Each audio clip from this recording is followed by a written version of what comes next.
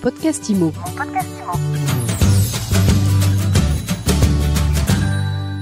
Bonjour et bienvenue dans ce nouvel épisode de mon podcast IMO.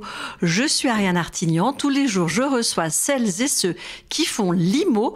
Et aujourd'hui, je suis avec Julie Bachet, directrice générale de Vous Financer. Bonjour. Bonjour Ariane. Julie, les taux d'intérêt, on le sait, ont baissé depuis le début de l'année. Les conditions de crédit se détendent. On en est où exactement ? Écoutez, on est dans une situation qui est plutôt extrêmement favorable aujourd'hui à la distribution de crédit puisque les banques ont baissé les taux d'intérêt et elles ont également réouvert les portes du crédit. Elles sont très demandeuses et donc on peut aujourd'hui trouver des conditions très intéressantes. Alors l'an passé, en fin d'année, les taux ont frôlé avec la barre des 5%, sachant qu'il y a 2 ans, on était autour de 1%. On en est où aujourd'hui ? Alors on n'est pas revenu au 1%, bien sûr, mais c'est vrai qu'aujourd'hui, sur une durée de 25 ans, on peut, pour un très bon dossier, trouver des taux inférieurs à 4%, de l'ordre de 3,80 par exemple. Qu'est-ce qui fait qu'on en est là ? Alors ce qui fait qu'on en est là, c'est l'amélioration des conditions de refinancement, la baisse des taux directeurs, et puis le fait que pendant plus d'un an, les banques ont distribué finalement très peu de crédits immobiliers et qu'aujourd'hui, elles ont besoin et la volonté de refaire du prêt immobilier.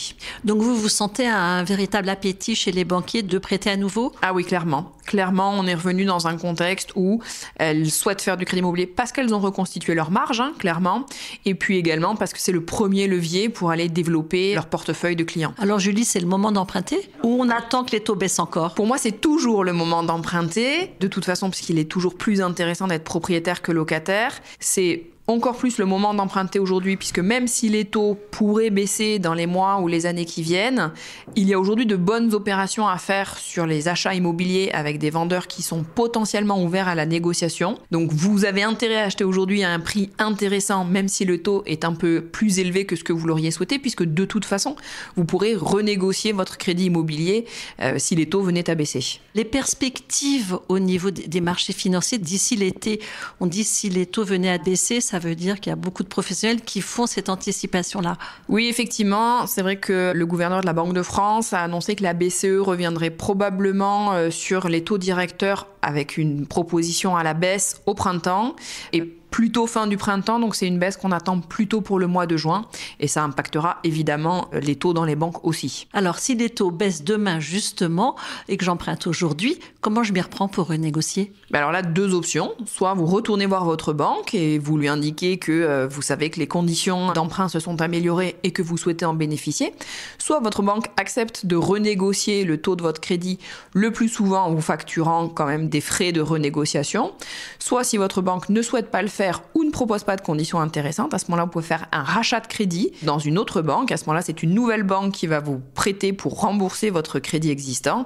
La contrepartie, c'est qu'il faudra changer de banque et tout domicilier dans la nouvelle banque. Alors aujourd'hui, on emprunte grosso modo à 4%.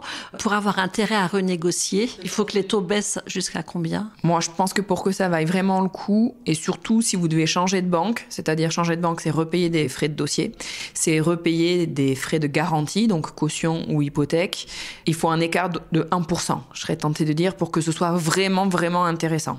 Et ça, vous croyez que c'est probable que les taux baissent à 3% là, dans les 6 mois ? Dans les 6 mois, pas forcément. Mais vous vous engagez sur des durées aujourd'hui en moyenne très nettement supérieures à 20 ans.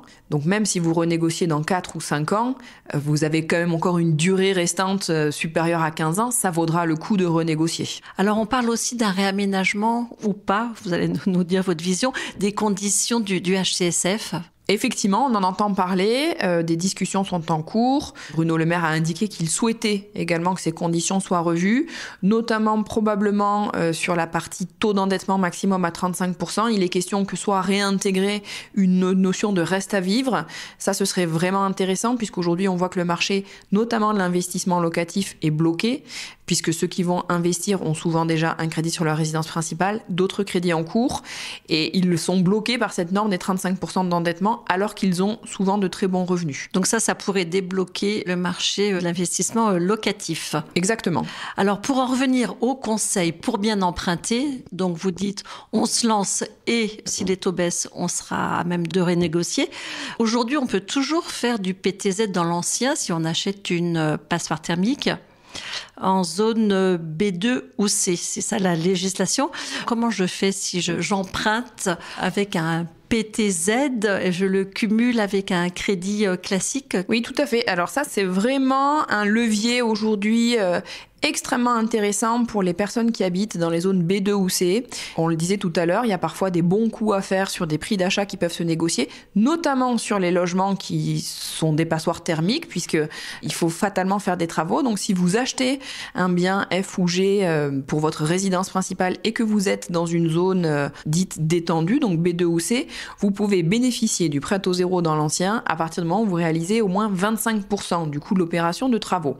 Donc une rénovation plutôt d'ampleur. Pour accompagner ce marché de la rénovation, ou on va dire la rénovation des passoires thermiques, beaucoup de banques proposent de doubler le prêt à taux zéro, ou en tout cas de faire un prêt complémentaire à des conditions intéressantes à 0, voire au maximum 1%.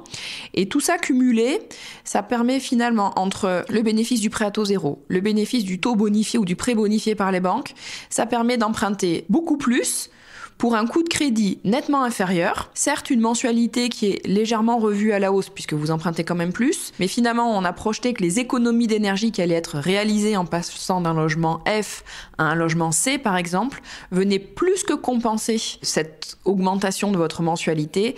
Et en plus, vous pouvez bénéficier d'aides de l'État, donc MaPrimeRénov', des C2E, qui vous permettront, au moment où vous les recevrez, et nous, chez Vous Financer, nous accompagnons nos clients pour les récupérer.